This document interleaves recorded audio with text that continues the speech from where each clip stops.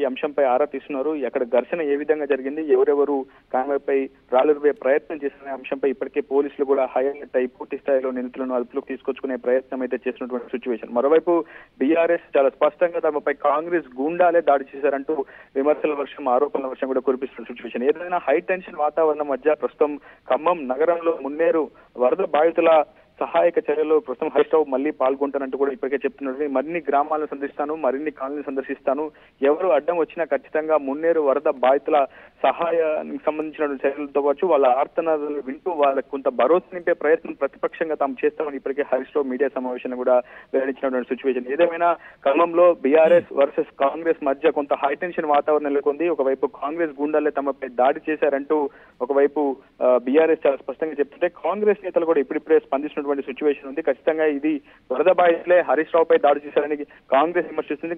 గడిచిన 10 ఏళ్లలో తమ బాగోగులు పట్టించుకున్నటువంటి బీఆర్ఎస్ నేతలు ఈ రోజు ఏ విధంగా తమ ప్రాంతాలకు వస్తున్నారంటూ కూడా ఘటన తర్వాత పోలీస్ స్టేషన్ కంప్లైంట్ ఇచ్చే ప్రయత్నం జరిగింది, లేకపోతే పోలీసులు అక్కడ పూర్తి స్థాయిలో రంగంలోకి దిగిన సిచ్యువేషన్ ఉందా?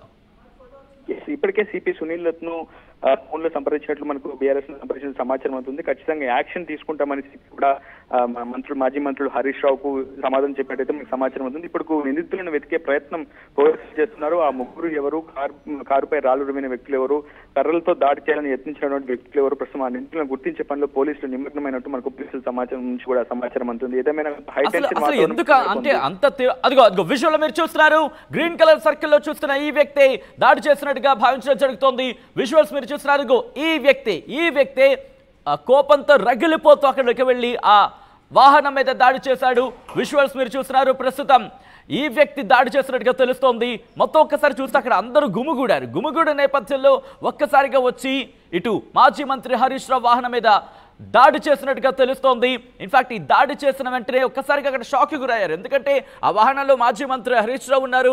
వెనకాల సీట్లో మాజీ మంత్రులు సవితా ఇంద్రారెడ్డి, పువ్వాడ వీళ్ళందరూ ఉన్న విజువల్. ఈ నేపథ్యంలో ఒక్కసారిగా దాడి జరగడంతో ఉద్రిక్త వాతావరణం చోటు చేసుకుంది. అసలు ఏం జరుగుతుందో అర్థం కాక కొద్దిసేపటి క్రితం అయితే మాత్రం వాళ్ళందరూ అక్కడ వాహనం నుంచి దిగిపోయి వేరే వాహనంకి వెళ్ళిపోయారు.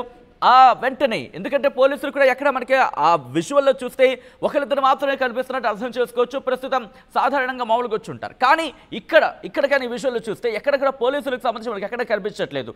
అయితే దాడి జరిగిన కొద్దిసేపటి తర్వాత పెద్ద సంఖ్యలో పోలీసులు అక్కడికి చేరుకున్నట్టుగా తెలుస్తోంది.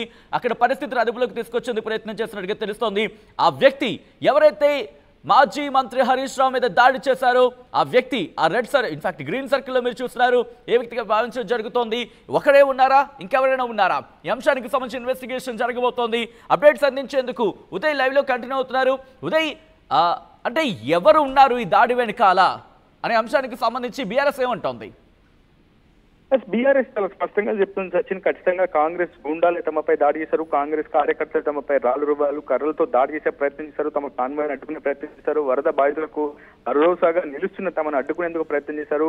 వారు సహాయం చేయకపోగా, ప్రభుత్వం నుంచి సరైన సమయం సహాయం అందకపోగా తమ లాంటి ప్రతిపక్ష పార్టీ చేసినటువంటి బాధ్యతను అడ్డుకునే ప్రయత్నం అధికార కాంగ్రెస్ చేస్తుందంటూ కూడా ఇప్పటికే బీఆర్ఎస్ నేతలు విమర్శిస్తున్నటువంటి సిచ్యువేషన్ అవుతుంది. నిత్యావసర సరుకులు పంపిణీ చేసేందుకు వచ్చిన తమను అడ్డుకుంటే వచ్చే లాభం ఏంటో కాంగ్రెస్ నేతలే నిర్ణయించుకోవాలంటూ కూడా ఇప్పటికే బీఆర్ఎస్ నేతలు చాలా స్పష్టంగా చేసినటువంటి పరిస్థితి. ఒకవైపు బొక్కలగడ్డ, వెంకటేష్ నగర్ లో కొంత ఉద్రిక్త పరిస్థితి, ఒకసారిగా హరీష్ రావు పర్యటనలో ఈ విధమైనటువంటి ఘర్షణ చోటు చేసుకోవడంతో పోలీసులు హై అలర్ట్ అయ్యారు. హరీష్ రావుకు కొంత సెక్యూరిటీని కల్పించే ప్రయత్నం కూడా చేస్తామని పోలీసులు చెప్పినట్టు మనకు సమాచారం ఉంటుంది. ఏదేమైనా ఖమ్మంలో కొంత హై టెన్షన్ వాతావరణం అయితే నెలకొంది. వరద రాజకీయం చేస్తున్నారంటూ ఇప్పటికే కాంగ్రెస్ నేతలు, అటు ఏ విధంగా మంత్రుల బృందం కూడా ఇటు బీఆర్ఎస్ పై మాటలు దాడి చేసిన సిచ్యువేషన్ లో స్వయంగా హరీష్ రావు రంగంలోకి దిగడం, ఒకవైపు అటు ఎంపీ బద్దిరాజు రవిచంద్ర, మాజీ మంత్రులు సవితా ఇంద్రారెడ్డి, పువ్వాడ అజయ్ కుమార్ లాంటి బీఆర్ఎస్ పార్టీ చెందినటువంటి కీలక నేతలు, ఎమ్మెల్యేల బృందం అంతా కూడా ఒకసారిగా ఖమ్మం నగరంలోని మున్నేరు ముంపు బాధలను పరామర్శించడం పట్ల కాంగ్రెస్ పార్టీ తన ఆక్రోశాన్ని వెళ్ళగక్కుతుందని చెప్పి ఇప్పటికే బీఆర్ఎస్ గంటాపదంగా ఆరోపణలు చేసినటువంటి సిచ్యువేషన్. ఏదేమైనా హరీష్ రావు టూర్ లో నెలకొన్న ఘర్షణతో ఒకసారిగా ఖమ్మం నగరంలో హై టెన్షన్ వాతావరణం నెలకొంది. సచిన్, బీఆర్ఎస్ ఏం చేయబోతుంది? ఏమైనా నిరసన కార్యక్రమానికి సంబంధించిన ప్లాన్ చేస్తోందా, లేకపోతే వరద సహాయక చర్యలు ముగిసిన తర్వాత ఏమైనా ప్రణాళికతో ముందుకు వెళ్ళాలనుకుంటోందా ఈ ఘటన మీద? అకస్మాత్తుగా జరిగినటువంటి ఈ దాడితో బీఆర్ఎస్ ఒకసారిగా నిర్ఘాంతపోయిందని చెప్పుకోవాలి. ఎందుకంటే ఈ స్థాయిలో దాడి జరుగుతుందని కానీ రాళ్లు రువ్వడం వంటి కావచ్చు, కర్రలతో దాడి చేసేందుకు ఎవరు గుర్తులేని వ్యక్తులు యత్నిస్తారన్న ఒక ఆలోచన కూడా బీఆర్ఎస్ కి రాలేదు. కానీ అకస్మాత్తుగా జరిగినటువంటి దాడితో ఒకసారిగా బీఆర్ఎస్ కూడా హై అలర్ట్ అయింది. ఇప్పటికే కార్యకర్తలతో హరీష్ రావు మాట్లాడడం జరిగింది. బీఆర్ఎస్ ఖమ్మం జిల్లా పార్టీ కార్యాలయంలో సమావేశం నిర్వహించినారు. మీడియాని అడ్రస్ చేసిన తర్వాత వరద ముంపు బాధితులకు సంబంధించినటువంటి అంశంలో సహాయక చర్యలను పార్టీ తరఫున కొనసాగించడానికి కేసీఆర్ ఆదేశించినట్లు ఖచ్చితంగా పార్టీ తరఫున కూడా పూర్తి స్థాయిలో ఎక్కడికక్కడ కార్యకర్తలు శ్రేణులు వరద ముంపు బాధితులకు అండగా ఉండాలని హరీష్ రావు పార్టీ నాయకత్వంతో పాటు కార్యకర్తలను శ్రేణులను కూడా అడ్రస్ చేసినటువంటి సిచ్యువేషన్ అయింది. ఖచ్చితంగా వరద ముంపు తగ్గే వరకు పూర్తిగా సహాయక చర్యలను ప్రభుత్వం కొనసాగించకపోయినా ప్రతిపక్ష పార్టీ బాధ్యతగా బీఆర్ఎస్ పార్టీ శ్రేణులు కథనంలో ఉండి ముంపు ప్రాంతం వాసులకు అండగా ఉండాలని ఇదే అంశానికి సంబంధించి మాజీ మంత్రి కేటీఆర్ కేటీఆర్ కూడా రియాక్ట్ అయ్యారు. ఆయన ఏమన్నారంటే కనుక ఖమ్మంలో కాంగ్రెస్ గూండాలపై దాడి తీవ్ర ఆగ్రహం. ఇన్ఫాక్ట్ ఖమ్మంలో కాంగ్రెస్ గూండాల దాడిపై తీవ్ర ఆగ్రహం వ్యక్తం చేశారు కేటీఆర్ అంటూ కూడా ఇన్ఫాక్ట్ ఒక స్టేట్మెంట్ అయితే మాత్రం ఆయన నుంచి రావడం జరిగింది. బీఆర్ఎస్ నేతలపై దాడిని ఖండించారు కేటీఆర్. మాజీ మంత్రులు హరీష్ రావు, పువ్వాడ, సవితా ఇంద్రారెడ్డి వాహనాలపై దాడి చేయటం కాంగ్రెస్ అసహనానికి నిదర్శనం అన్నారు. ప్రజలకు సాయం చేయడం చేతకాక సాయం చేస్తున్న వాళ్ళను చూసి ఓర్వలేకి ఈ దాడికి తెగబడ్డారంటూ కూడా ఆయన చెప్పుకొచ్చారు.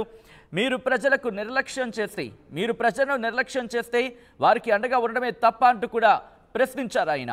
ప్రజలకు సేవ చేయడమే చేత కాదు, సేవ చేసే వాళ్లపై మాత్రం దాడి చేయటమా అంటూ సిగ్గుచేటు అంటూ కూడా ఆయన చెప్పుకొచ్చారు. ఈ దాడికి ముఖ్యమంత్రి సహా కాంగ్రెస్ ప్రభుత్వం బాధ్యత వహించాలన్నారు. ఇలాంటి ఎన్ని దాడులు చేసినా సరే ప్రజల వద్ద బీఆర్ఎస్ శ్రేణులను వెళ్లకుండా ఆపలేరన్నారు మాజీ మంత్రి కేటీఆర్. కాంగ్రెస్ చేత కాని దద్దమ్మ పాలనను ప్రజలు గమనిస్తున్నారంటూ కూడా చెప్పుకొచ్చారు ఆయన. మీకు సరైన సమయంలో బుద్ధి చెప్పడం ఖాయమంటూ కూడా ఆయన చెప్పుకొచ్చారు. మాజీ మంత్రి హరీష్ రావు మీద జరిగిన దాడిని ఖండించారు కేటీఆర్. ఒకసారి విజువల్స్ మీరు చూస్తున్నారు. ఖమ్మంలో ఈరోజు మున్నేరువాగు బాధితుని పరామర్శించడానికి వాళ్ళకి ఆర్థిక సాయం కావచ్చు, లేకపోతే వాళ్ళకి సాయం అందించేందుకు అక్కడికి వెళ్లారు మాజీ మంత్రి హరీష్ రావు, అలాగే సవితా ఇంద్రారెడ్డి, పువ్వాడ అజయ్తో పాటు మరికొంతమంది బీఆర్ఎస్ శ్రేణులు. విజువల్స్ మీరు చూస్తున్నారు. సాయం అందించేందుకు వెళ్లారు. ఈ నేపథ్యంలోనే అక్కడ హరీష్ రావుతో పాటు హరీష్ రావు ప్రయాణిస్తున్న వాహనం మీద హరీష్ రావు ప్రయాణిస్తున్న ఆ వాహనం మీద దాడి జరిగింది. విజువల్స్ మీరు చూడొచ్చు. ఎంత తీవ్రమైన దాడో అర్థం చేసుకోవచ్చు. సాధారణంగా ఎమ్మెల్యేలు కావచ్చు, మాజీ మంత్రులు కావచ్చు, వీళ్ళు ప్రయాణించే వాహనాలు బుల్లెట్ ప్రూఫ్గా ఉంటూ ఉంటాయి, చాలా సెక్యూర్గా ఉంటూ ఉంటాయి. కొన్ని సందర్భాల్లో ఒకవేళ బుల్లెట్ ప్రూఫ్ కాకపోయినా సెక్యూర్డ్గా ఉంటాయి. అంటే అంత వేగంగా దాడి బుల్లెట్ వచ్చినా కూడా తట్టుకోగల కెపాసిటీ ఒక్కోసారి ఉంటుంది. సో అటువంటి సినారియోలో రోజు జరిగిన దాడికి సంబంధించి విషయం మీరు చూడొచ్చు. మరీ ముఖ్యంగా ఎక్కడైతే హరీష్ రావు కూర్చుంటారో అక్కడ ఆ ప్లేస్ దగ్గరికి వెళ్ళి ఆ ఎదురుగా ఉన్న అద్దం మీద దాడి చేశారు. ఆ దాడితో ఒక్కసారిగా బీఆర్ఎస్ శ్రేణులు ఉలిక్కిపడ్డారు. అక్కడ ఉద్రిక్త వాతావరణానికి దారితీస్తుంది. ఒక ఇద్దరి మధ్య వాగ్వాదం జరిగింది ఈ ప్రమాదానికి సంబంధించి. ఈ ఘటనకు సంబంధించి ఇన్ఫాక్ట్ ఈ ఘటనలో ఎవరికైనా గాయాలయ్యాయా, మరి ముఖ్యంగా అక్కడ పరిస్థితి ఎలా ఉంది, ఇంకా ఉద్రిక్తత కొనసాగుతుందా తెలుసుకునే ప్రయత్నం చేద్దాం. మా ప్రతినిధి ఉదయ్ ఇన్ఫాక్ట్ ఫోన్ లైన్లో కంటిన్యూ అవుతున్నారు. ఉదయ్, ప్రస్తుతం పరిస్థితి అదుపులోకి వచ్చిందా, లేకపోతే ఇంకా ఉద్రిక్త వాతావరణం కొనసాగుతోంది అక్కడ? గత కొద్దిసేపటి క్రితం పరిస్థితిని అదుపులోకి తీసుకొచ్చేందుకు పూర్తి స్థాయిలో ఖమ్మం కమిషనర్ చెందినటువంటి ఏసీపీ రమణమూర్తి సహా పోలీసుల బృందం అంతా కూడా రంగంలోకి దిగి వాళ్ళని అదుపులోకి తీసుకొచ్చే ప్రయత్నం చేసింది. ఇప్పటికే నిందితులను గుర్తించే పనిలో నిమగ్నమయ్యారు ఖమ్మం జిల్లా పోలీసులు. ఖచ్చితంగా ఎవరెవరు రాళ్ల దాడిలో పాల్గొన్నారు, ఎవరెవరు కర్రలతో దాడి చేసేందుకు యత్నించారు, ముందస్తుగా జరిగిందా, ఈ అంశాలపై ఆరా తీస్తున్నారు. అసలు ఇంటెలిజెన్స్ వ్యవస్థ ఉందా లేదా అనే అంశంపై కూడా బీఆర్ఎస్ పోలీసులను ప్రశ్నించినట్టు తెలుస్తుంది. ఎందుకు ప్రజాబ చూపించడం మొదలైతే తెలంగాణ మీరు అడ్రస్ కూడా ఉండరు.